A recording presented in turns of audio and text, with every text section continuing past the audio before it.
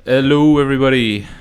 The football experience is back after a mini hiatus due to off-season holidays. I think we joined in with Revelry. we joined in with what the footballers are up to, or not up to, because we're not up to that, but we're up to the Well, you holiday can't say stuff. we. You did. You're in Croatia. It's summer over there. It's bloody freezing in Melbourne, mate.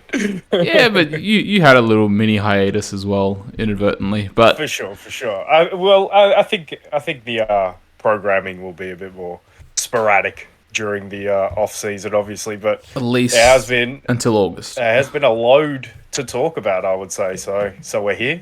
Guess Yeah, we're gonna do it. we were actually going to do this last week, and then it's a good thing we didn't because there was a couple of my boys confirmed a couple of transfers in the week that we decided not to record, because I think we were going to do it last weekend. So like what was that, like the 9th or 10th of July, and yeah, it's been good news for the North London club that is in red. But we won't get into that yet. That'll probably be the second segment. Ooh, teaser. Well, it's not really a teaser. It's been public knowledge for at least 2 to 3 weeks. We got the here we go like 2 weeks ago, and then it was finally Here we confirmed. go. I think on Friday, or no, Saturday, it was finally confirmed. But we're gonna start off with some bigger picture stuff, and there seems to be a lot of money flying around, and a lot of talented players that are probably in their peaks or approaching their peaks, heading away from Europe into the Middle East. And Caleb, I wouldn't go peak, but I would say that they have. I believe that these players would definitely have a lot still to offer at the elite level of the game. So I wouldn't quite say they're like at their peak or approaching, except for probably that Ruben Neves one. But a lot of the players I'd say are coming on the other side, yeah, but they're probably still really good tipping players. over a little. Yeah, because if I look at the list, I mean, the big one for me, and I don't think it will be maybe as big as it should be, Sergej Milinkovic-Savic, moving from Lazio, who finished second in Serie A last season. And the fee is only £35 million. So if I was Lazio, I'd say I'd want more, but I guess these players have their heads turned. It's much like what we saw in the golf with Liv coming through and poaching players from the PGA Tour, and then they have their heads turned. And I don't think this will create that division because football's already so fragmented in terms of it's played everywhere around the world. So I don't think it will have that. But for me, a player like Sergej Milinkovic-Savic, who I don't think had his greatest season last season, but was still influential enough to get that Lazio team to the second place in the table at the end of the day. That's a huge loss for them. There's no doubt. That's their best player gone. It's not that much money to reinvest, so they're going to have to be really smart with it. And it is a player who I would say, apart from Ruben Neves, is the closest to his peak out of the list of players I'm looking at here who have gone. He is the one who is closest. But a lot of these players, man, they're good players. I don't know. Who do you want to They're touch on next? they're big name players. And No, but yeah, go on. I guess Sorry. with some of them, like you said, some of them may have already gone over their peak and they're starting to like come down because of age, others through injury or whatnot. And yeah, maybe there's not too many of them that are actually approaching their peak, but Ruben Neves is the obvious one that stands out that is approaching his peak. But then like Milinkovic Savic, he's only what, 31, 32, I think, and he Yeah, and I think he's around 30. Yeah. and I'm pretty sure there was some Premier League clubs that were trying to get him. Like I know that during the winter transfer window, I think Arsenal were. I think that, I don't know sure if they. I'm not sure if they put an official bid in. They might have just put in an inquiry. But like he was on the radar of a lot of big clubs in Europe, and that's a weird one to leave. I guess while you're in your peak, starting to trough over, because like you said, they still have maybe a year, 2, 3 years left at the top. But like someone like Benzema, for instance, he looked like he could have still kept playing at Real Madrid, but he left. Well, well, I'll put that bracket around all those players we're talking about who are sort of in that in that class of maybe just on the other side of the peak. Marcelo Brozovic, there's no doubt Is he he'd actually still be confirmed? offering. So, yeah, he's He's confirmed confirmed. it. There's no doubt he would actually offer something still in Europe. Yep. Even a goalkeeper like Edouard Mendy, still a decent goalkeeper. Karim Benzema is a big one. And N'Golo Kante is a massive one as well. I think these players are still world class players. Kante I thought definitely. yeah, and I would say Kalidou Koulibaly was. I know people won't believe it, but I think it was primed for a good season, second season at Chelsea. But like, and when you say it, like it's a puzzling one, it's not really, is it though? It's Because these not. players are around 30, and they're getting all the money in the world. The wages are astronomical. The transfer fees aren't necessarily. I mean, Wolves did get nearly £50 million for Ruben Neves, so that's quite tiny. But with Premier League prices, it's probably not going to buy half a player or something nowadays. But yeah, look, you can't. It is disappointing. I'm not going to level any blame at players. Do we need to touch on a bigger picture sort of thing? How good can the Saudi League get if they're attracting players like this straight away? Is it, I don't know, like, will they be committed to producing a league that can maybe challenge with European leagues soon? Because if this is their first splash, this is the biggest splash I would say anyone has ever made. You think of even MLS back in the day when it got all the stars, and it had the New York Cosmos with Beckenbauer and Pele, two of the greatest to ever do it, and Best obviously went there as well. Even that splash, because those players were well past their peak. They were into their mid 30s, and back in the day, mid 30s was pretty much over. Oh yeah. These guys, like we say, these guys could still offer something at the elite level of the game, and these are big name players. Not quite. Well, Karim Benzema's a Ballon d'Or winner, and obviously N'Golo Kante, Roberto Firmino as well won everything with Liverpool. So, and Cristiano Ronaldo was the big one, obviously, Yeah. to start it all. So, man, it's a big splash. And I don't know, when you talk that they also got a player like Ruben Neves, and the ones who were being linked as well, who were still could go, and this one shocked me because we'll touch on Liverpool. I know we'll touch on Arsenal, but we'll touch on Liverpool later as well. I know it's Henderson, and that's all well and good. I think we can kind of live without him. But just side note, Jordan Henderson is it's crazy that guy was the captain of Liverpool's maybe second most successful period in their history, and this is the club like Liverpool, and that was Jordan Henderson, and he was Stevie G's successor, obviously, and not even he had that kind of success. So that's nuts, and if he goes, then obviously thank you for everything he did for Liverpool. But the other one, Fabinho, and given Liverpool's signing so far, we'll talk about it, but man, that one surprises me. Thiago as well has been linked. That one's fine as well. But yeah, the players, it's just to kind of make a point of the players who are probably still yet to go. There could be more splashes to come. It's interesting though, because didn't China tried it like around what 10 years ago or so? Because remember how like Hulk went, Carrasco went, and these were guys that were like in their. I'd say they were in their peak. Because Hulk was playing for... Was he playing for Porto at the time, or did he move to a Russian team?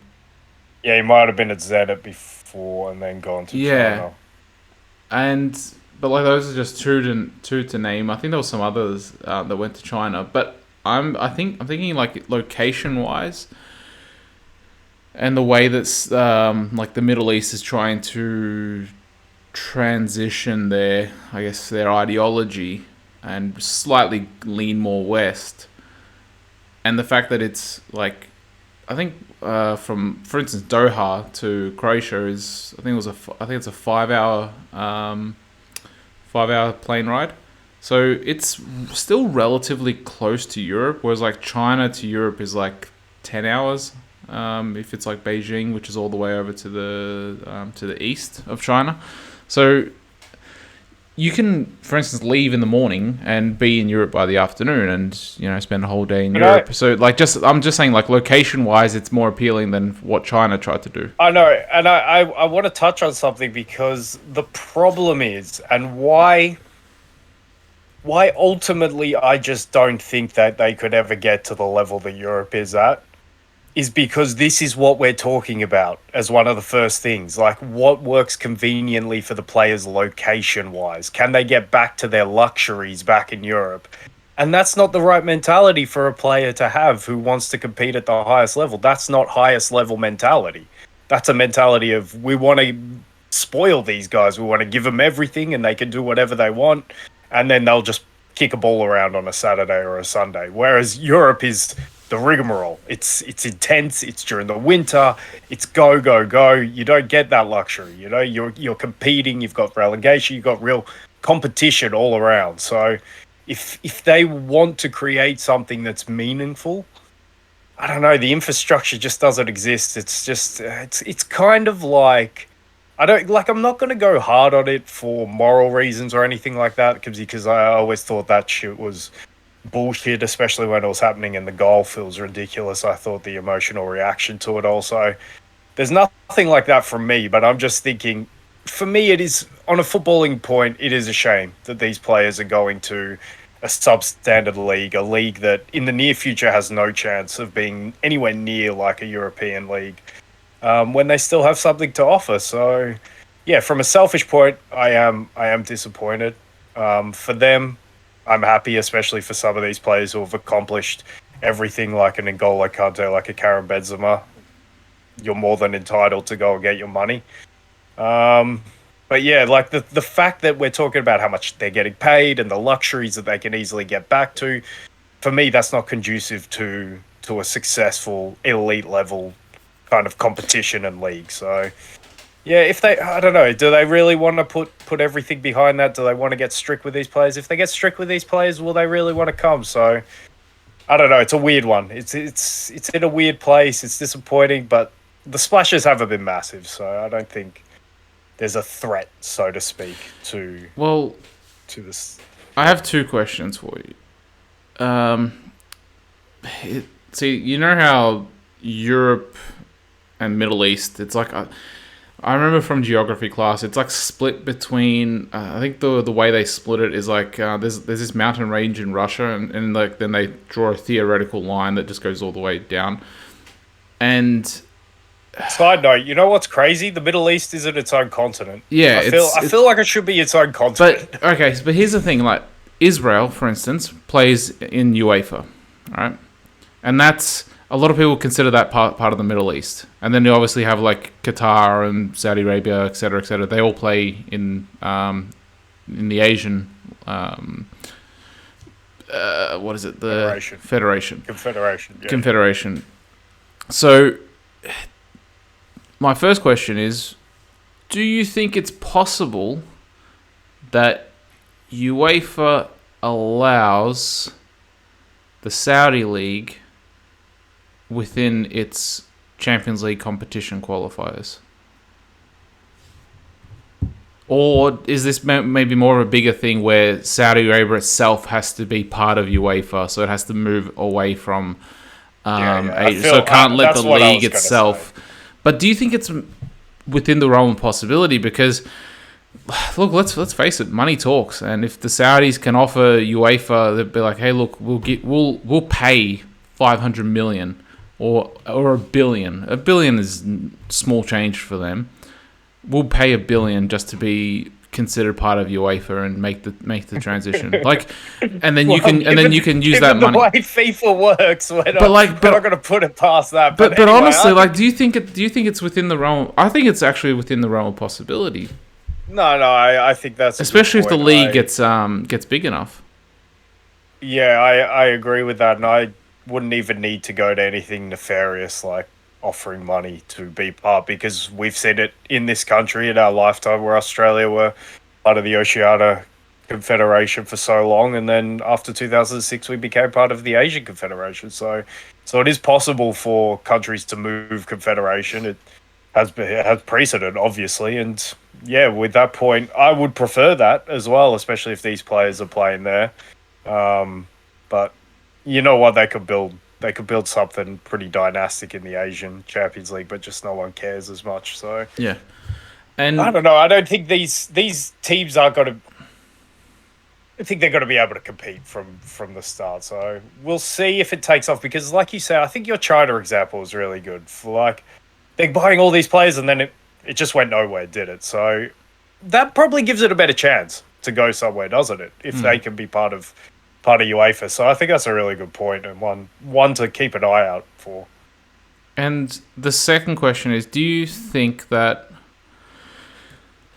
this also might be, I guess, that sort of transitional period where there's a shit ton of money being injected from the Middle East, but there's also a lot of, because of like the COVID, inflation, multiple countries saying that they're in a recession or whatnot, or like saying that they're not in a recession but they're borderline recession, and then and basically like there's a lot of clubs and a lot of people, not just clubs, but a lot of people saying that players are getting paid too much. Do you think that this might be a transition where wages in Europe come down and you start to then see the players that, maybe they're in the peak or transitioning out of their peak, they're moving away into like the Middle East, getting paid 100 million a year, but the players that stay in Europe, they're the ones that are actually like passionate about football, passionate about winning, and it becomes more about the glory rather than the money. Because we've seen with, for instance, Chelsea, with Man City, with PSG, that a lot of players got lured because of money. So, do you think that there might be that this might then be a transition for good within Europe, or do you think Europe just says, "Fuck it, we're gonna have to start splashing the cash in order to keep these players"? Oh, that's interesting in itself. But Europe has been splashing the cash. I think I'm not going to say it's going to be a positive transition for Europe because the sort of example I'll use is like I think like European football was this planet, okay, and it was like this, and it always existed, and it was always the biggest. In terms of money, obviously financial reward. That's what it was the biggest. I don't think that's necessarily gone down. What's just happened is there's a Saudi league that is a bigger planet right next to it. So we can see, it can seem like Europe is a smaller planet now, but it's not. It's still a massive planet. It's still Saturn, but it's got Jupiter right next to it. It's like, oh, geez, they got a shit ton of money over there. But I think it was already coming in from the Middle East, wasn't it, into Europe? And let's not forget, even when I started getting passionate about football around '05 and stuff, players were still getting over £100,000 a week. Really good players at Chelsea, when they started getting their money in, was starting to push that £200,000 a week sort of mark.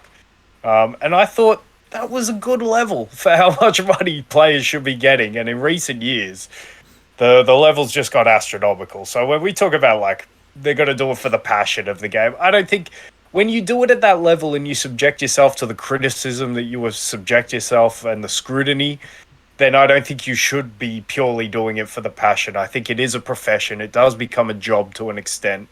It's great when you have the passion, but I also don't blame players if they get caught in that sort of hamster wheel if they start seeing it like a job. All I ask is that you do your job to the best of your abilities, and that's what earns you all of this money. So when we talk like do it for the passion of the game, I don't think that should really exist at that elite level.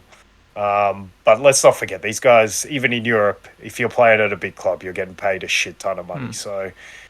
Yeah, it's not necessarily they're going to stay because they're more passionate about the game. It's just there's this other thing that just dwarfed it in terms of money. But I think your point about do they see a need to compete with it? Or can they even compete with it? I don't think they can.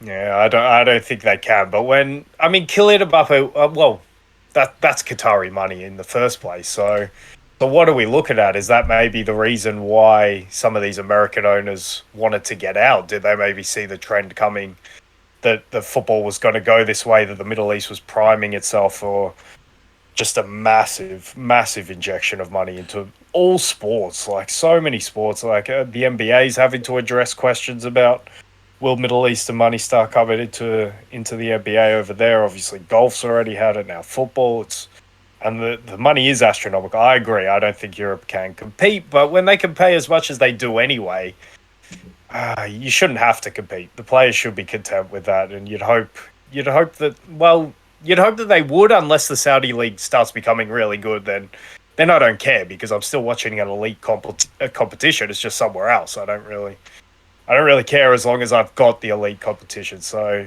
again, for a selfish reason, that's why I'm a bit disappointed because now it's a little bit more fragmented, like with the golf. Like you haven't got the best players all playing against each other every week. You've got some who have gone over, but right now it's not a huge amount. And I don't know. It's interesting though. I liked your questions about it. You know what though? I haven't watched any of the games, but I watched some footage of like for instance, when Rooney went over to the MLS, and it's one star playing with 10 compared to him amateurs, and that's essentially what we're getting right now. We're getting 2 or 3 stars per team playing with filled up by like 7 or 8 amateurs compared to their level. So there's no middle class over there, is there? In all honesty, Europe has a middle class. It has like those workers, those players who can function in a team, and it's so competitive for those spots, and that's why, to your point, that's why you get that that level. And on that point, I remember one of my friends like a year or two ago. He told me that this one guy that footballer that he met, he went over like as a 25, 26-year-old to play in one of those like either Saudi or Dubai or something like that, getting paid like $1 million a year. Like, and he was like League 2 level here, like League 2, League 3 level here, like in Croatia, not England. And he's getting paid. So it puts things into perspective of at least what level that was at like 5 years ago. I'm assuming the level's improved now because they brought over coaches and whatnot, and improved facilities as well. In all honesty, the more I think about it, it's just going to be a retirement village, I reckon, unless they start bringing over like teams of players. So like one team actually buys 11 starters from like 11 stars to actually start, and then just fills it in with like local lads or whatever. And also I don't think that they have to play by FFP either. I'm pretty sure that's a UEFA rule. So I think so, yeah. So that's the other thing. So look, we'll see where it goes, but at the moment, like it's just, I don't think it's financially feasible. I think it's just to sort of get the attention, put their name on the map, and within 2 or 3 years, it's probably going to fizzle out. We'll see. I wouldn't be surprised. I think that's what we've seen in the past. So interesting. Do we move on to? Let's talk about Arsenal, you want to do Arsenal? Let's talk about some transfer. Let's talk about some good news, and you know what? Rice, baby. rice, baby, and you know what? It's not just that. It's the other transfers that we made as well. And when I'm looking at other teams, maybe we can get into this with bigger picture stuff, but dude, in all honesty, I think Arsenal have set themselves up to win the Premier League next season. Who are the others then? So I know it's Yuri and Timber. Kai Havertz, and of course Kai. Was there one more? I don't think there was. They're the mate. There might have been like one like young player or something like that, but yeah, those are the main 3. Who do you want to start with out of those 3 then? Well, let's start with. I'll start with Havertz. So I can see what you think about him. Yeah, that's the most interesting one. That's the interesting one, yeah, because 70 mil wasn't it as well? I think it was 60 mil plus add-ons. And let me see, I have it here. Have they not been watching the Premier League? It was 55 mil. I don't see it. 55 million euro, but then it says 75 million fee. but 55 market value. So maybe it was 75. But I'm pretty sure it wasn't 75 up front. I'm pretty sure it was like 60 or 65 plus add-ons. Yeah. No, honestly, I've said this before. I'm going to say it again. Those kinds of attacking midfielders, I'm out on. Until I see otherwise, your Kai Havertz, your João Felixes, your Charles de Ketelaeres, those types of attacking midfielders, the lanky, sort of languid, they almost like hypnotize you because they look so elegant at times and they look so graceful and they're tall and they're lanky, but they're balanced and they can and when they do something, it looks brilliant. But they do something so few and far between, these types of players. And honestly, for me, I asked it before, but have they been watching the Premier League for the recent years? I would never splash that kind of money on a player like Kai Havertz. Absolutely not. Now, am I saying he's going to be a bust? I'm not.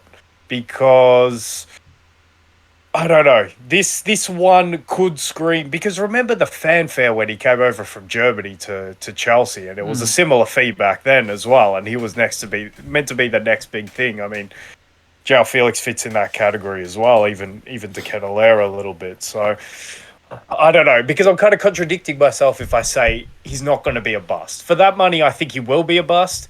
Could he be better at Arsenal, I guess, is the better question. And I think he can be better at Arsenal than he was at Chelsea. I think Arsenal look way more stable than Chelsea, and that's to your setting themselves up to win the thing point. I mean, that's point Arsenal right there over one of the competitors. And it could just be one of those change of scenery sort of guys. He goes to a new club and then he starts to show that talent off a bit more consistently. Arteta gets the best out of him. He needs to mature. He definitely does. He's so petulant at times. If he could do that at Arsenal and grow with the young team that they have, then who knows? He might even start pushing to near that 75 sort of million value if he could get the absolute best out of him. But this is why I'm out on these types of players. I feel like I'm always saying if with these players. Like when João Felix went to Chelsea, if they can get something out of him. Why am I keep saying this? Like I've never seen anything out of him, so I'm gonna stop holding my breath. And so that one for me, I think you can tell. I don't like it. I don't like it for that price. If it was maybe 45, I'd be a little bit more receptive to it. But for 75, Arteta must have a grand plan for him because I'm a little confused by that one. Yeah, that one is a little bit weird because unless he's going to play in that Xhaka role and maybe he sees him as that sort of number 8 box to box and he's going to turn him into that. Can't be Ødegaard and Havertz. That makes Ødegaard plays more as a 10.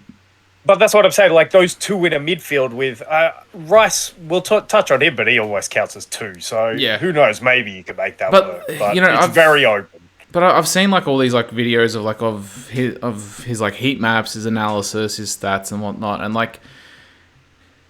I know Germany is a weaker league, but how do you go from scoring? I think he scored 18 goals in the league the season before he came to Chelsea. How do you go from that to scoring 2 or 3 goals? And based on stats and everything like that, he does get himself into really, really good positions, but just can't put the ball in the back of the net. Is that a Chelsea thing? Maybe that Chelsea striker curse sort of grabbed a hold of his hand and started to leech onto him, sort of like Venom and Spider-Man. Once it touches you, it just starts to take over. It's like a bad fungus. Yeah, maybe. And the thing is, he always played as a second striker. Not like a focal striker, which is what he was sort of playing at Chelsea. So maybe he was utilised completely wrong. And Arteta's been credited for improving players, even when he was at City, and working with them one-on-one and whatnot. And maybe he can get the best out of him. So I know for that price tag, he pretty much needs to hit the ground running, and maybe he can because he's still playing in the Premier League. Most likely didn't even have to move houses. Even if he did move houses, he moved from the south of London to the north of London, if that. So like there's not this big transition for him. So maybe it can end up working out really, really well. And, obviously I got my fingers crossed that it does work out, because that means that Arsenal will be successful. Yeah. For me, they got the wrong Chelsea player. Who did you want? Or who would you have wanted? I would have loved Thiago Silva. I would have done everything in my power to get Thiago Silva. I know we discussed this a couple of months ago. He's perfect for that group. I know, he would have been perfect. He would have been perfect. And he's still playing at elite level when he plays. And that's still a fair bit, to be fair. Like, until I actually see it with my eyes that he looks like a 38-year-old, I'll keep treating him like Thiago Silva, to be fair. Because he was one of the best centre-backs in the world when he played last season. I know it's part of the age he gets injured, but Arsenal can manage him better, especially, I guess let's go to number 2, when they've brought in Yuri and Timber from Ajax, who I am much more receptive to this signing than I am the Kai Havertz one. And you know what? That's like... Yeah, go on. I think Arsenal are trying to do something similar to what City have done, where having 4 versatile centre-backs that can play across the entire line, because we have Ben White, who can play centre-back or right-back, or a right centre-back in a 3. Yuri Timber can play right-back, right centre-back, or, again, like Ben White. On that point... He can play midfield as well. They are very much... Not very much, but they are pretty much the same player. I think Ben White and Yuri and Timber... I think Yuri and Timber is quicker and a little bit more athletic, though. Yeah, so maybe it's an upgrade, ultimately. And Tommy because that's an interesting one.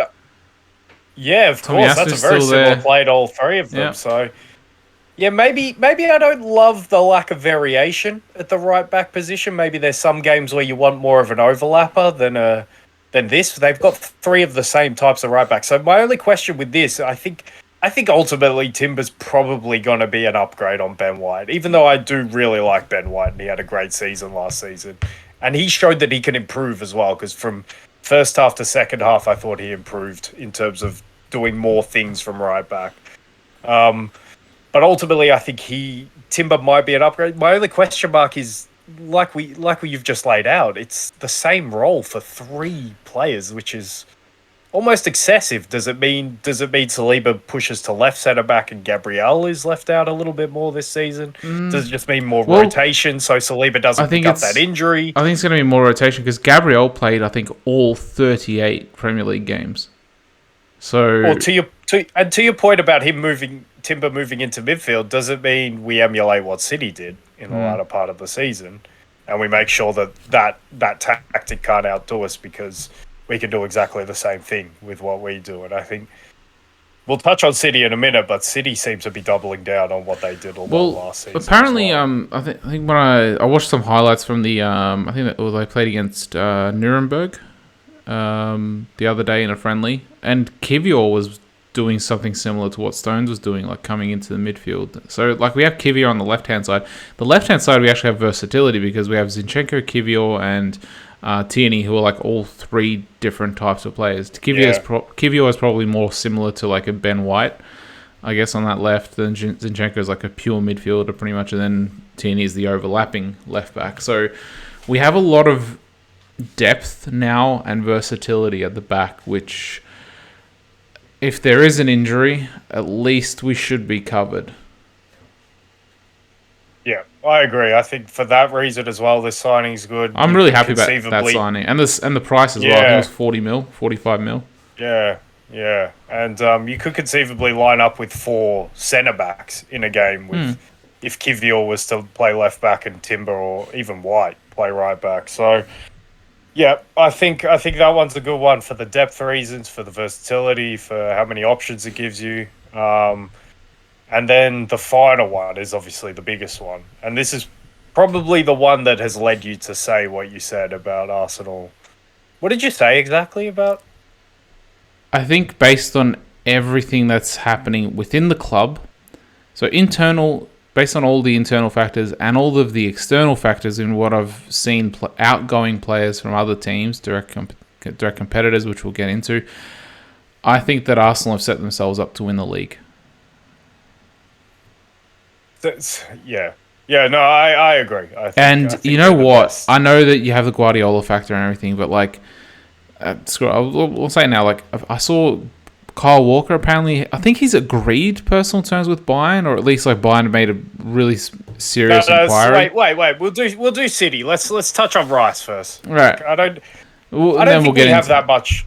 Yeah, yeah. I don't think we have that much to say that hasn't already been said. I think the interesting point for me is why Havertz and not an upgrade for Xhaka in that type of mold of midfielder to play next to there.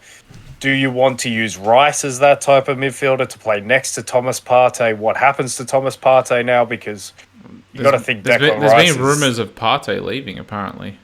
Yeah, that one would make sense because again, he's 31 or whatever it is, Mm. and he's injury prone. And if he could pick up a bag in Saudi Arabia, that would be very nice for him. So Mm. so that makes sense. If he does go, then now you don't have the option to play that more beefed up midfielder.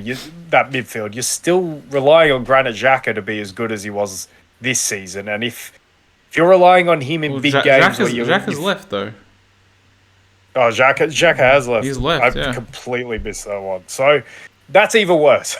Basically, like if Partey goes, now what's your beef? Your kind of beefy midfield option in those Mm. big games where you expect to be under pressure. It cannot be Kai Havertz and Erdegaard either side of Rice. That can't happen. No way. The good teams will pick that apart, I think. So if there's a weak link in the whole squad, it's that for me. I think the forward options are good. We I still guess Kai don't. Havertz gives We still don't gives a have somewhat someone. number 9 option. But we still don't have someone for Saka. We don't have a backup for him, unless Well, Marquinhos comes back and he's ready yeah, to start filling in. the problem with a backup for Saka is you are 100% a backup. So how good a player can you get? Mm. Because when Bukayo Saka is in front of you in the team, you're not getting in the team. Yeah, And he but hasn't shown himself to be injury prone or anything like but that. So Saka that's the problem with players like he does need to have a rest because he's only 22. So he Yeah, he no, he pretty much does. played every game last season at that young of an age. So you don't want to get him burnt out. Nah, no way. And you can still use Jesus out there Yeah. and Havertz through the night. So I'm not worried about the forward line either. But the midfield does worry me, especially with this news that Granit Xhaka left, which I completely I missed. do think- which is ridiculous. Yeah, look, I do think we're a bit thin in the midfield because, like, what we have, I think Lakonga's coming back. So depending on whether I think Tavares is coming back as well from Marseille. So that's another left back that we have. He had a decent season. He's a weird left back as well, so you've got a He's- fourth different one there. He's not even a left back. He's more like a left wing back. You'd put him in like in a 3-5 or like a 5-3. He was playing everywhere for Marseille last season. He was playing left wing, right wing. He was just playing in forward areas. Crazy. Oh, and then don't forget we have up front. We also have Balogun as well, who I think he was like the third leading goal scorer in France or fourth. So like we have a lot of options up front, but yeah, the midfield's a little bit concerning because like Lakonga's coming back from Crystal Palace. I think he barely got any game time because they were trying to fight relegation. So we have him coming back. Fabio Vieira is more of he's sort of that small. He's really weak for the Premier League right now, but like you know how, for instance, David Silva, Bernardo Silva, they all like developed into Premier League ready. And like, Yeah, but you've already got that in Erdegaard. It needs to be a different profile for me. I know, but like what I'm saying is that at least Fabio Vieira can be some sort of cover. Yeah. But I'm right not now, writing him off. right now he hasn't shown that yet. Partey, if we keep him, we got Rice now. We got Erdegaard. Yeah, I think we're missing one more. I think we're missing one beefy sort of midfielder, like you said, like a Caicedo or something like that. Or Sergei Milinkovic-Savic, like we said at the start. But or a that Brozovic, profile, yeah. But like Brozovic. like a hard-nosed sort of midfielder, because we have Jorginho in there as well, but he isn't that hard-nosed. He's more of that. He needs to play along a hard-nosed midfielder. Yeah, did they see enough from Jorginho at the end of the season last season to suggest we can rely on this guy for maybe not every Well, game, obviously, if you but a lot of well games. if you play with four centre backs, maybe you can leave Jorginho in there by Yeah, himself. so maybe there's something in the works there. I still don't like it. I still would, like you said. I think I think one more that midfielder would just complete yeah. everything, and like And a so good midfielder. I guess in terms of your statement, that's probably the only weak chink in the armor because apart from that, I do agree that they are primed. They have primed themselves to go again and challenge again, and they've made two really good signings. So I reckon even three. Look, I'm going to put Havertz in there. I reckon Arteta will get the best out of him. I'm not putting it past them, but I reckon let's turn our attention to the team who sit on the throne, and it's only one bit of business of note, but it's a pretty damn good bit of business to put Josko Guardiola Wait, into your has he defense. actually come in? I don't think he's come in yet. Yeah, oh, I thought he was confirmed off Fabrizio's. Let me see. Um, Let me check. did Fabrizio give it here we go? Because I'm actually on transfer market and like in terms of that, he is not there. Oh, okay, we'll go with transfer market then. Well, transfer market's Wow, the actual that one's confirmed ones that stalled. have actually like the fee is paid, the Yeah, players yeah. actually signed. Fabrizio, if he says here we go, that means that the fee is agreed, but the player hasn't yet signed. And I think Guardiola's agreed personal terms, but the clubs haven't agreed anything. The last I heard I'll of be it. very surprised. I'll be very surprised if it doesn't eventually go through. I mean, the Rice one took a week and a half. That one's been taking forever though because I saw that ages ago and it looked confirmed. You So know, the one with Rice though, that was more. I reckon that they were just waiting for the right time to announce it because like a week and a half ago, they agreed on the price, but obviously then they had to agree on how that was going to be paid and whatnot. I reckon that was all ironed out, but they were just waiting on the final little details. yeah, yeah, definitely. So I don't know. So City haven't done anything then. I mean, you'd expect them to bring him in, but I guess they haven't done anything to this point. They They brought have, to your Kovacic point, in as a of course, replacement yeah, for Kovacic. Gundogan. That's really how would you classify that? That's a one for one for me, really. I mean, Gundogan was huge down the stretch. He's been their Aren't clutch they player like for the same a couple age of as well? seasons. Yeah, that's why I think it's like a one for one. You've got Yeah, a player with it's a experience. really weird one for me. I don't know Like if it's weird. I like guess it, I like guess it Gundogan makes it just makes sense, but for instance, yeah. if you're getting rid of like a 31, 32-year-old player and then replacing I him with don't. a 30-year-old player. Yeah, I don't think they were getting rid of Gundogan. I think Gundogan accomplished everything he wanted to accomplish at Yeah, Man City, and it was time to go. He went to Barca, didn't he? I believe he might have because transfer So I market. think I'm sorting by I don't know. just He's not showing up here, for instance, for some weird. and I'll I tell think he you, went to Barca, and Bernardo Silva has gone I'm to Saudi, hasn't he? Bernardo. What? I Uh, didn't see Bernardo Silva Wait, go I don't know if it's anywhere. This confirmed. is I don't know if it's confirmed or not, but I think he was heading this is there. in real time stuff. We don't know what's going on. Okay, Gundogan did go to Barca, so I Okay, think. yeah, he did go to And if Barca. Bernardo and I was just about to say on the Bernardo Silva front, like surely he's thrown a few envious glances over at Gundogan. Although Bernardo Silva not being allowed to go to, or not going to Barca last season was probably the best thing that ever happened to him football wise. So Oh yeah, he stayed and won a treble and was a big part of that. So, but yeah, to the point, I don't think that was getting rid of Gundogan. So that replacement makes 100% sense. If they could get Guardiola next to Ruben Diaz, I know they're probably going to lose Kyle Walker. Honestly, the hmm Kyle Walker loss will be a big one because he was always the ace up their sleeve if yeah. they had to go against any sort of pacey left winger, of which there are a fair few in the world at the moment. So that's a big loss. But it kind of there's rumors that it's not going to be a swap deal, but once they lose Kyle Walker, they might just go for Benjamin Pavard, which for the mold of how City finished the season in terms of they pretty much want 4 centre backs across that back line, like we've been saying. That makes perfect sense. So there's no doubt Guardiola will be an upgrade on that left side if and when he does come in. Kovacic, they didn't lose anything. Rodri's still in his prime. Alvarez is primed to take over from De Bruyne, probably get more minutes this season.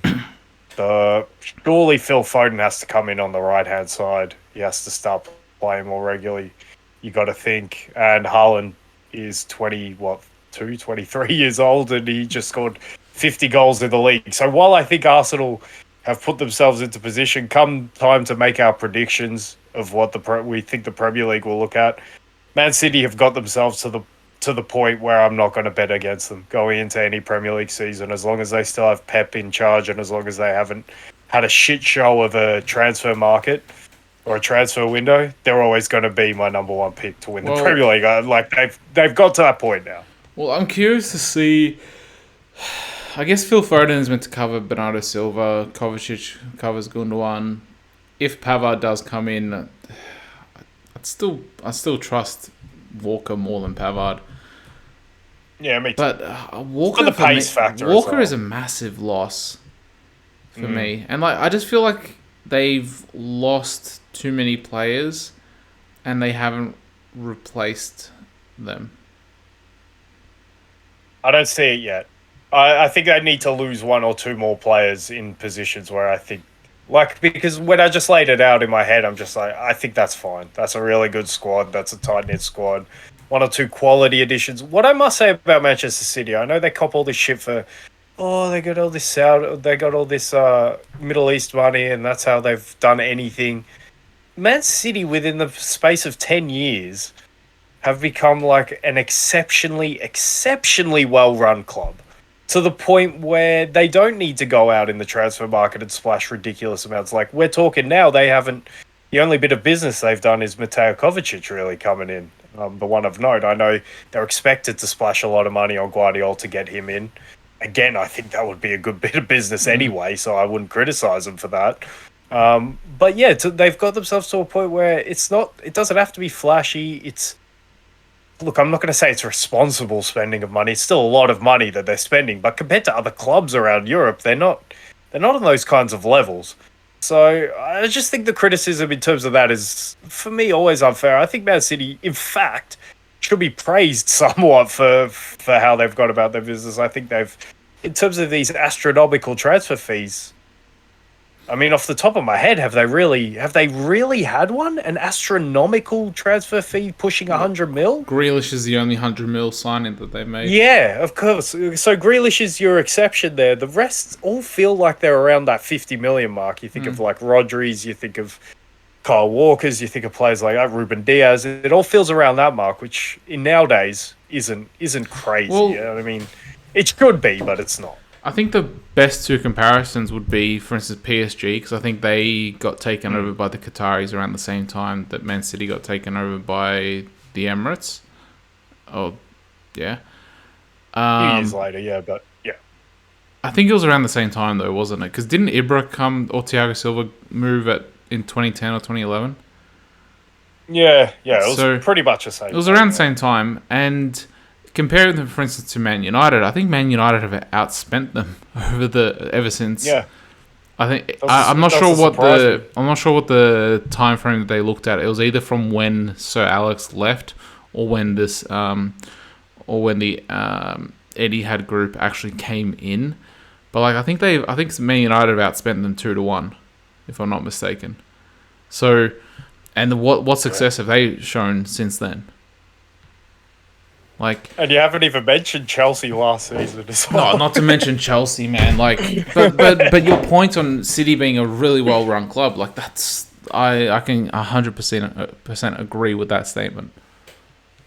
Yeah, but barring FFP irregularities. Yeah, but like we'll see what comes of that. Of course. Yeah. All right, so, but I think the consensus we've come from so far. I know the Guardiola one's not confirmed now, but we seem to think of Arsenal and City as the teams who are primed in the best positions, and then everyone else kind of feels like, what are you doing?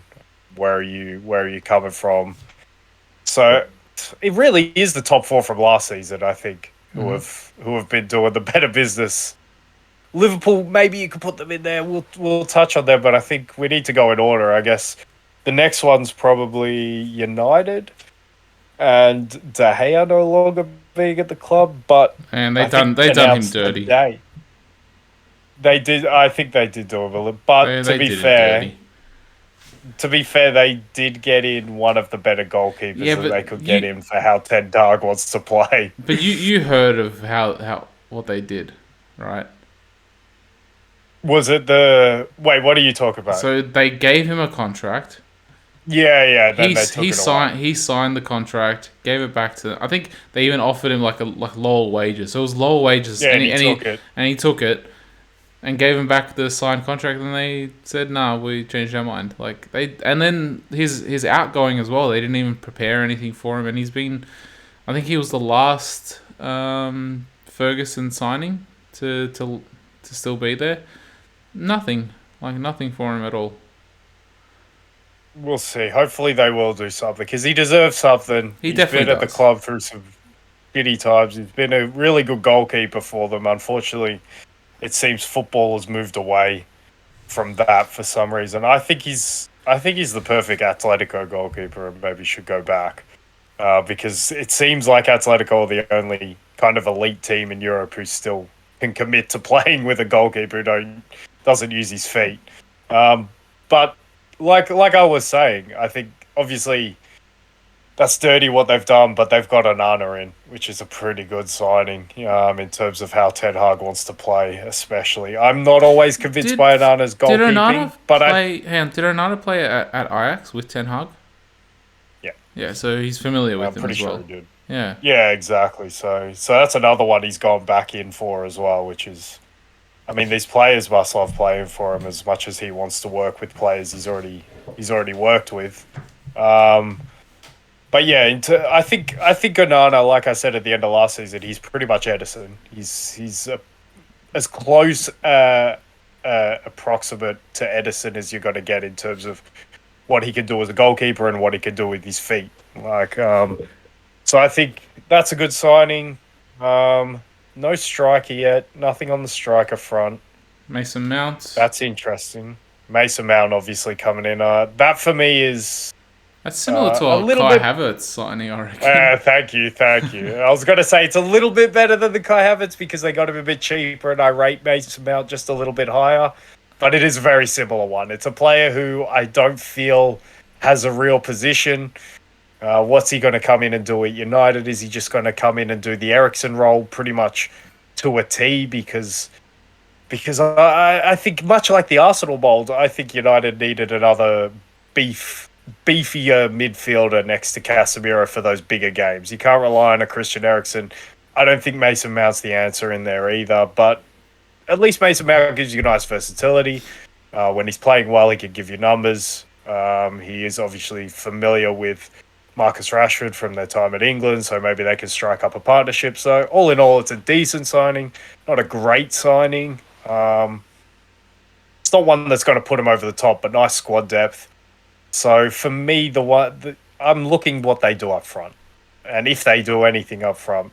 But I think they need to. Well, I do think they need to, and midfield. By all accounts, like we mentioned, obviously Kane would like going to United would probably be the perfect signing for United. But by all accounts, it seems like Tottenham don't want to let him go. Because Bayern have come in for him twice now, apparently. Edge just come in and told him we're not letting Harry go.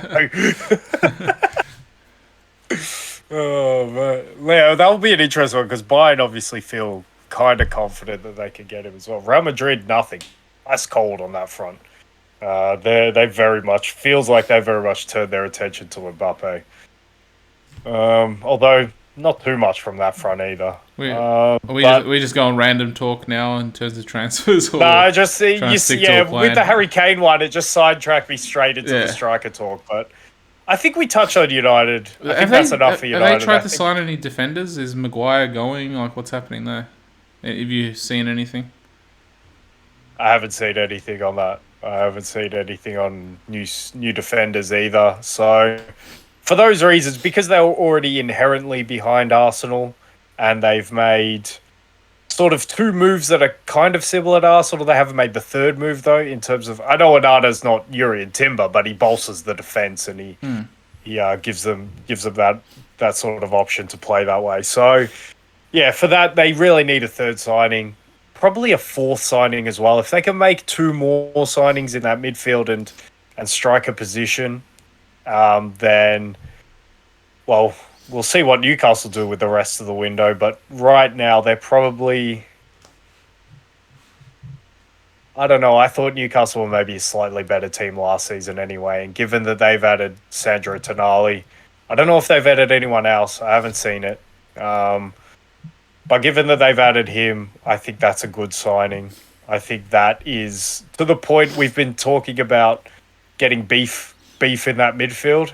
I think he gives Newcastle more beef in that midfield to play next to Guimarães in those bigger games and not sort of venture forward as much when they come under that pressure. So a different way of playing and not leave that midfield so open. Did they need to get players anywhere else? Probably left back. You'd probably still want an upgrade on Dan Burn. Probably centre back as well. Can they lure someone? See, I think a Yuri and Timber would have been a really good signing for Newcastle if they could have got him. So Arsenal came big winners there because I think him and Botman next to each other would be a really good centre-back partnership, even though it'll be interesting to see if Lissandro's paved the way because I don't think Yuri Timber's very tall himself, is he? So will he be subject to the sort of criticism that From Carragher? Lissandro got? Man, I'm going to say he won't be. Isn't Carragher like 5'5" as well? Like, he's a short little cunt. And he's not 5. I think he's 6. He's 6 on the head. So I'm pretty sure he's under 6 foot. Either. Like, he's probably like 5'10", 5'11". But, fucking Carragher. But yeah, it was me as well. You as well. Like I was defending him. But do you think? Well, do you have anything to talk about on Newcastle? Well, I saw that apparently Newcastle are looking to offload Saint Maximin to get Harvey Barnes. Yeah, that makes sense. I think Harvey Barnes will be more of an Eddie Howe player, to be fair as well. And I think he's a good player, to be fair, Harvey Barnes. So I think that would be a good signing. Would you want it's not a needle Saint changer. Maximin then, or you guys are pretty stacked up front? So nah, we don't. He we doesn't don't need fit in. No, that's fine. Front areas, we're good. We don't unless it was Harry Kane. I'm not killing myself to get that player in a front area. To be fair, unfortunately, he's too good to be a understudy to Saka. Otherwise, I wouldn't mind. But even though he plays on the left, not on the right. But yeah, he's a little bit too good to be a backup. Like, he's not good enough to overtake Martinelli or Saka, but he's too good to be a backup to one of them. I don't know if he is too good. I don't think we've seen enough to suggest that he is skills too good. wise, but maybe not output wise. Technically and everything. I don't know if he wants to be. That's the other problem. That's the other thing, yeah. I guess my question was, do you think... Was there any other business? Have Tottenham and Chelsea really done anything? Tottenham brought in Maddison, I think. They did bring in Maddison, you're right. I'm not sure if they brought in anyone else. And I think Solomon up front, who I haven't seen. Have they brought in a goalkeeper for Lloris? Or no? Because Lloris was leaving, wasn't he? Yeah, not that I've seen. So Tottenham, I don't think they're worth talking about in terms of this conversation right now. I think given their managerial move and given what they've done so far in the transfer market, James Maddison is not a game changer. He's not going to change their fortunes. When Tottenham sign a centre-back who they can build on, or even a goalkeeper who they can build the whole team on, then come back to me and ask about Tottenham. But as it stands right now, I'm excited to see what Ange does, but he's going to need better players in the foundational position. Well, I've been advocating for Livakovic to go to Tottenham because I reckon he would have been perfect for them. But I think Livakovic is apparently going to Turkey, to Fenerbahce. It's like, man, the original money move. But I can't believe that a goalkeeper like that, like, he's the number one international that we have. I think he's the captain of Dinamo as well. Like, and he fits that modern day profile of like he's a great shot stopper, which we've seen, and he's really good with his feet. And I can't believe a Premier League team, especially like Tottenham, who are in need of a goalie, haven't picked him up, unless they just think his frame is a little bit too weak for the Premier League.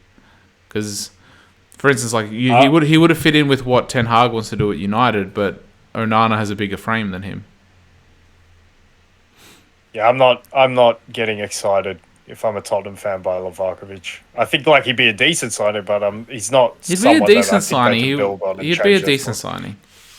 Well, given that they've got Fraser Forster at the moment, yes, I think he would be a good signing. But in terms of them wanting to change their fortunes, I think they would need to get someone really good in there. But that's the problem. Someone really good is Who's out already there? probably playing at a better.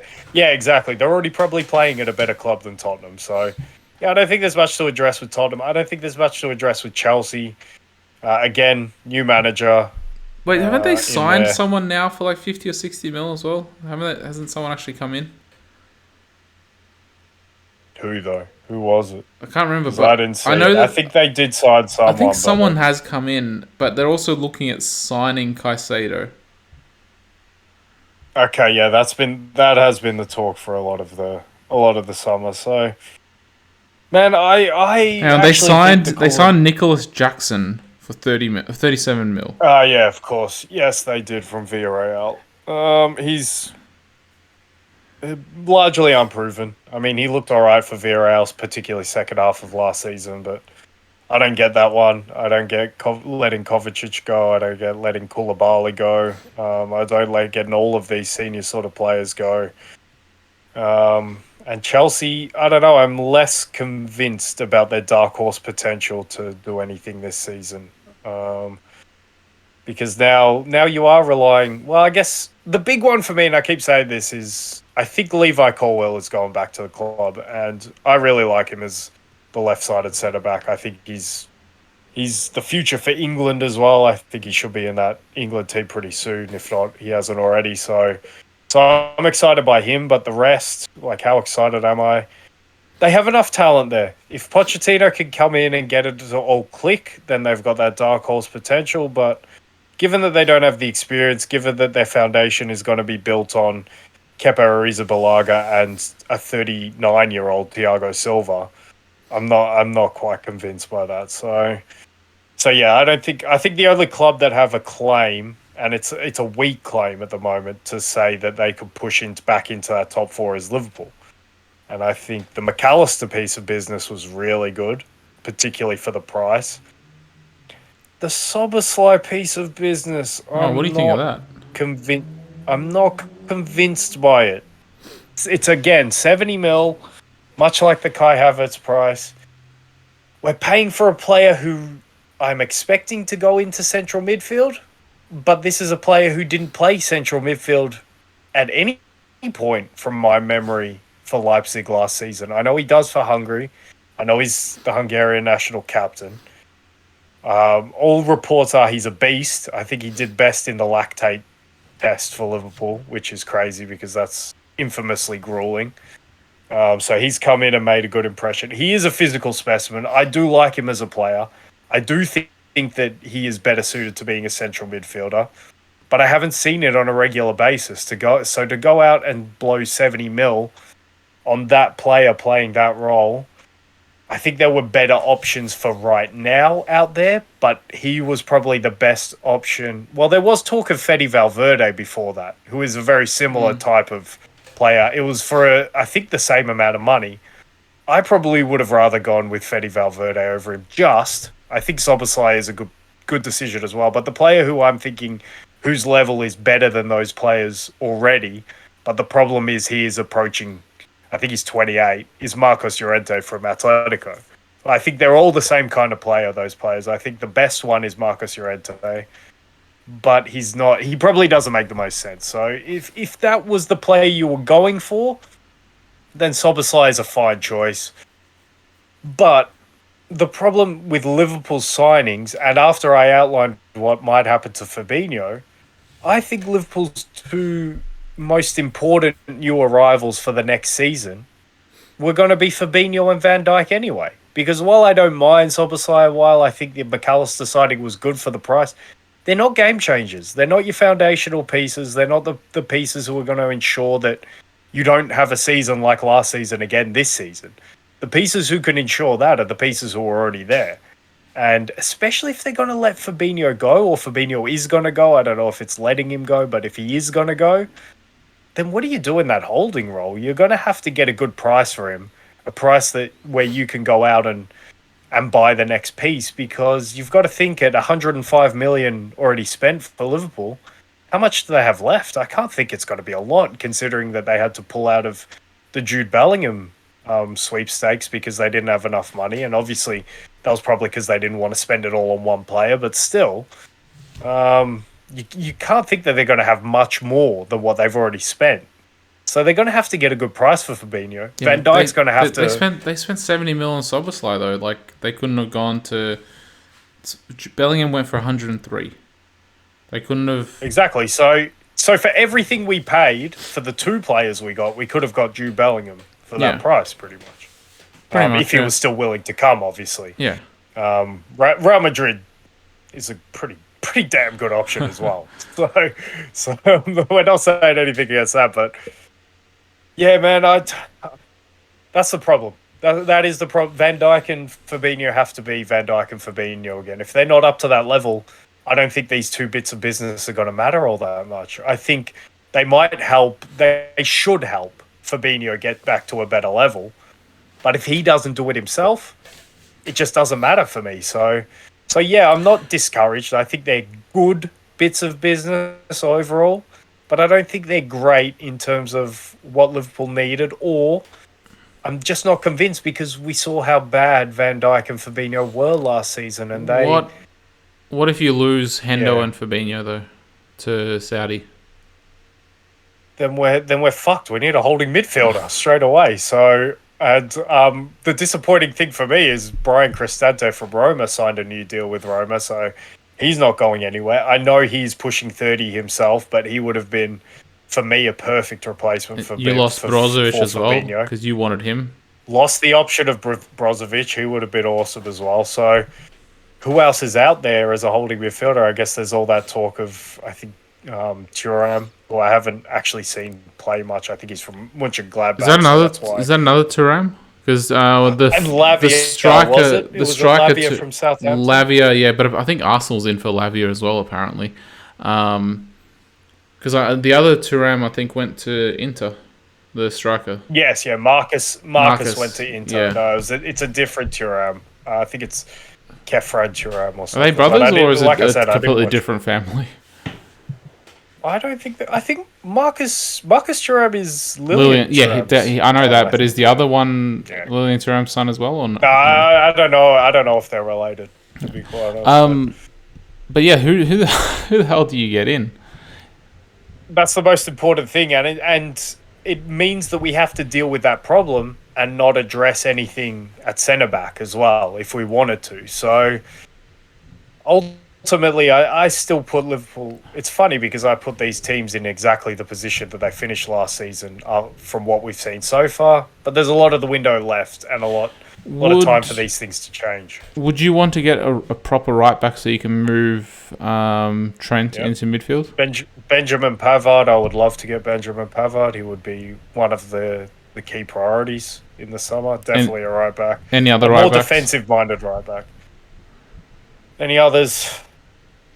Not really, not off the top of my head. The only reason I throw Pavard out is because all the rumours are Pavard wants to leave Bayern anyway. So he would be the one I would be looking at strongly. I'm sure there's a couple. There's some other ones out there. Maybe. I don't know. Not really off the top of my head. I was going to say Thierry Correa from Valencia. Maybe you want to bring him in, but Valencia had a terrible season last season, so he never got a chance to shine. And he's a bit more attacking anyway, so I think you'd run into the Trent dilemma anyway. So that's why I say Pavard. Holding midfielder, it's either Fabinho gets good again, or we need to plug that gap, and it looks like Van Dijk has to get good again. So yeah, I'm not convinced until I see those guys be good again. If they're good again, Liverpool will challenge for the Premier League title. There's no doubt about that for me in my mind because they're so important. I think we saw enough from Allison at the end of last season to suggest he's getting back to somewhere near Allison. So, yeah, like I keep saying, those players are the most important, and these signings don't change that fact. So, yeah, interesting to see. I think all in all, the big winners, to your point, are Arsenal out of all of these teams Out of so the Premier far. League teams.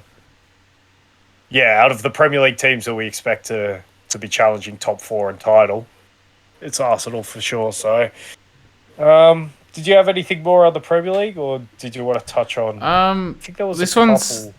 this one's Premier League related, but you reminded me of it. Apparently Arsenal are going for Tchouaméni because when you mentioned Mbappe, because I think Real would be possibly willing to depart with Tchouaméni for 80 mil to then free up some funds to bid for Mbappe.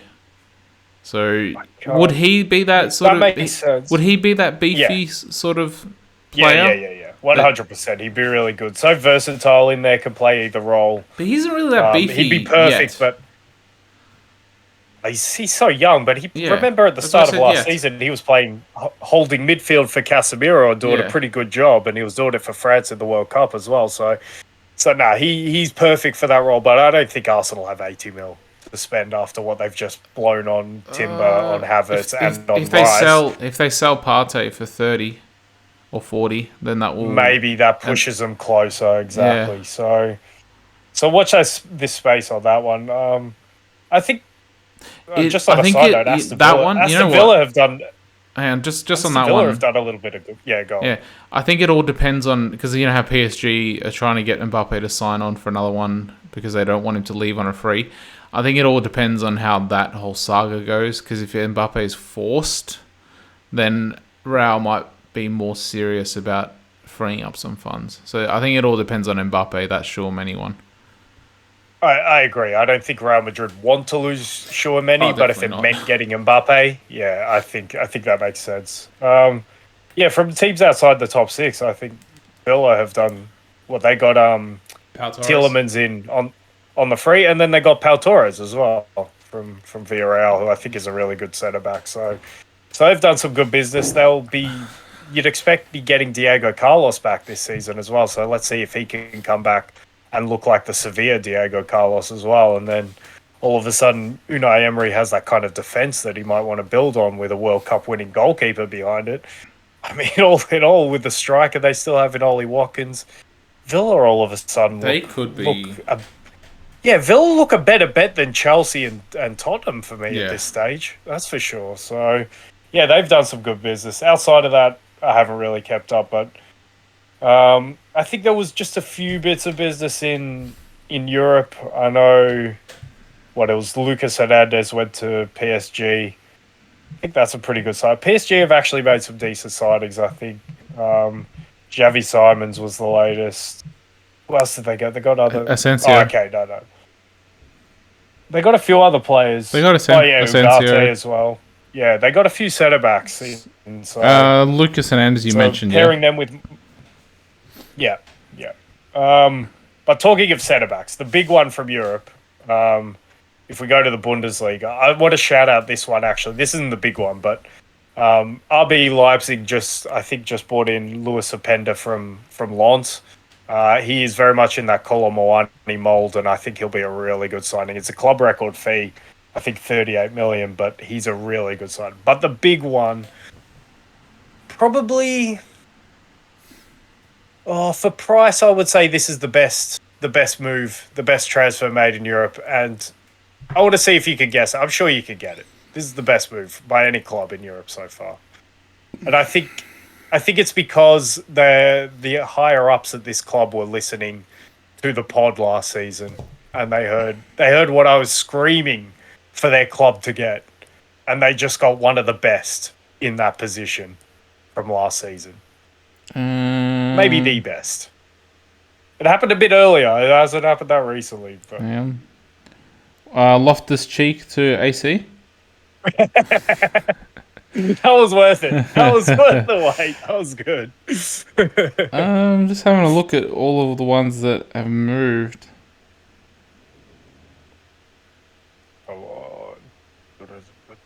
You got it. Is it Colomwani?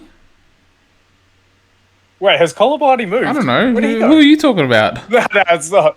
All right, it's drum roll, please. Go Kim on. Min Jae to Bayern Munich. It's Kim Min Jae to Uh Bayern Munich. What a signing that is. And why I why know, isn't he showing up here? How much are they signing for? I don't know. I think it was 65 in the release clause because he was the only Napoli player who had, or the only big Napoli player who had a kind of release clause that they could take advantage of, and they triggered it and they took advantage. I know there was a lot of talk about United, but Bayern Munich, who everyone has been distracted by their search for a striker to replace Lewandowski, all of last season I was crying out, they need a better foundational piece at the back. And now that defense has gone from looking like one of the more suspect ones for the elite clubs in Europe to now looking like one of the best definitely one of the best centre back partnerships in Europe. If Manuel Neuer comes back anywhere near his best, now they've got a great goalkeeper back behind it. Joshua Kimmich, if you put Kim Min Jae and Matthias de Ligt behind him, I think it doesn't matter that he's not that much of a presence in that holding midfield role, so that's fine in of itself. But Kim Min Jae next to Matthias de Ligt, I know de Ligt didn't have the season I wanted him to have last season, but now that he gets to play next to this guy, and they probably get to play in front of Manuel Neuer, that Bayern defense all of a sudden went from shaky to looking very formidable. And then if they bring And in Walker, there's still talk of Harry Kane. and Yeah, they're Walker, bringing in Walker, exactly. and if they bring in Walker, then yeah, that they could end up becoming favourites for the Champions League then. I would be If you know they what? get Harry Kane. If they bring in those two, if they bring in Kane and Walker, I put them as I think I would put them as clear favourites. If they bring in just Harry Kane and Koulibaly, because there's talk of that one as well. yeah, I think they do need a striker. I know I'm saying that it's been overblown, but I still think they do need 100%. a striker. Yeah. If they bring in just Kane but not Walker and keep Pavard, Nah, they're still my favourites. yeah, I think they still would be up there. Because But yeah, that if for instance, I know, and this might seem like favoritism or whatever or biased. I know we're getting into the Champions League talk away from transfer talk. If this was this Arsenal team's second or third season in the Champions League instead of first, I'd probably put them as favourites. that's a bit far for me to go, but they are a good team. But if they had experience, because Bayern has Champions League experience, that's why we're putting them there. If they had a run of making semi-finals for at least 2 of the 3 seasons previously, then that's fine. But if it's a buts, we're candy and nuts. Yeah. But is there any other transfers that you want to hit on, or? Nah, that's what I wanted to finish on. I think Bayern have done stellar business there. I will expect a little check in the mail for helping them see that they needed a centre back, or when they win the league more convincingly next season because of it. Then hopefully I'll get a little bit of credit from Uli Hoeneß, honorary president. But man, I think that's a great bit of business. I think they're already in the handful of favourites for the Champions League next season just by doing that. And if they can get Harry Kane over the line, then they will be my favourites undoubtedly, especially if it comes with Kyle Walker as well. I'm wondering how much the latest was that they bid for Harry Kane. Hang on, England International agrees terms. So apparently Walker has agreed personal terms with Bayern Munich. That's what I've read, yeah. Um, And I think I read that the statement from Uli Hoeneß was if Harry Kane follows through with his promise. I don't know if he used the word promise, I'm paraphrasing. But if he follows through with his word, then he will be a Bayern Munich player. So they seem quite confident with that one. Given that there's no talk from the Real Madrid front, Bayern are the only logical... Well, I know United are talked about as well, so it's between those two probably. And my feelings have been put on the record for months now. I'd rather see him go to Bayern Munich. So, yeah, that would be awesome for Bayern Munich. Not so awesome for the Bundesliga. There'll be no competition at all if they do. I don't think there'll be a competition just because they got Kim Min Jae anyway.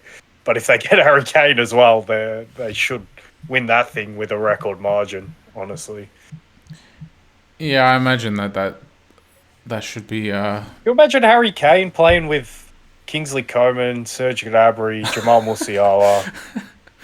You have so many runners. Kimmich dinking those balls over the top to him. So many goals. So many goals. So many assists as well. It would almost seem unfair. It's unfair to the Bundesliga. But you know what? Sure. Like Kane to either Tottenham, either to Bayern Munich or Real Madrid would be a perfect signing for both those teams.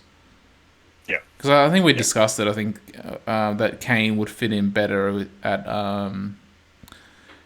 Real Madrid than what Mbappe would, considering the players that are around. That's just because the Benzema. That's because Harry Kane is qualities. If you don't want to call Harry Kane the best striker in the world, then I think you've got to at least call him the most complete striker in the world. Hang on, so he does absolutely everything. Yeah, I'm just checking. I just brought this up. So the second bid by Bayern was just under 82 million euros. So that's like 70 million pounds. Yeah, I thought it was around that much. Yeah, that's a very much watch this space, but they are formally bidding for him. Though. Yeah, I'm guessing they want 100 mil minimum, because like they're thinking, oh yeah, so this is the 100 million pounds, so that's 116 million euros. They could probably get him for a little bit less, but not much less. Maybe 100 million euros. Yeah, and we'll see. Maybe with some add-ons. See. That's all conjecture. Yeah, we'll see how that all turns out, but it's an interesting one. It's all interesting. Let's I'm just on a final note. I guess we can finish on this. I can't really remember a transfer window where we've had so much business so early in the window, and I'm interested to see how that affects it later on in terms of how much business can we expect to see from this point? Because it seems like a lot of clubs have made it an objective to get at least their big business out of the way very early, and that's why we've seen all these sort of these stellar and high transfer fee transfers. So I'm interested to see what kind of shenanigans happen later. Hopefully we get a bit of drama, because there are still some big fish out there, but how many of them do you expect to move? I expect Harry Kane to move, but Kylian Mbappe, I don't know. I don't know because of the financials. I don't know if I expect to see him move. But if it's not this season, it will be next season. There's no doubt in my mind about that, whether it's free or not. Who else is out there? Koulibaly's not that big fish. So, yeah, I think it's those two that we're really looking for the big drama. In terms of what else happens in the window, there's a few unanswered questions, but honestly, a lot of dealing done early. Yeah, which is a surprise, because that generally we get a lot of news in like the last week for scrambles and whatnot. Yeah, we won't rule that out though. Yeah, I think we'll still get that. Like, yeah, you know, on manager mode in FIFA, whenever you click like advanced, it goes down by 1 hour. Like we'll get that. It always makes you so tempted to go out and like, oh, am I missing someone? Yeah. Should I go out and get someone? Or you get like that last minute like £50 million bid for a player that's like, do I want to let him go? That's a lot of money. Yeah. That is fun. Yeah, it'll be interesting to see how we go. We'll probably reconvene, I guess, in a week, maybe even 2 weeks, depending on whether there's much talk. Yeah, I reckon over the summer or over the off season, we'll do it on a need to know basis. We'll see what's going down, and if we need to come on, then we'll come on. Otherwise, it'll be closer to the start of the season. Yeah, we aren't dropping the daily updates like Fabrizio. Nah. This is his season. This isn't his off season. This is like our podcast is more talk about confirmed signings. Maybe drop a potential just to sort of talk about hypotheticals in terms of tactics, but yeah, we talk about confirmed shit here.